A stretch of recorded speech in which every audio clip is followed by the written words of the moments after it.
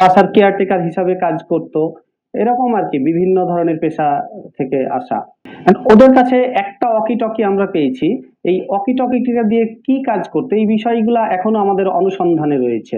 এরা মূলত ব্যবসায়ী এবং চাকরিজীবী এই দুই শ্রেণীর মানুষকে, মানে তাদের একটা স্টাডি থাকে যে এদের কাছে থেকে টাকা পয়সা পাওয়া যাবে কিনা।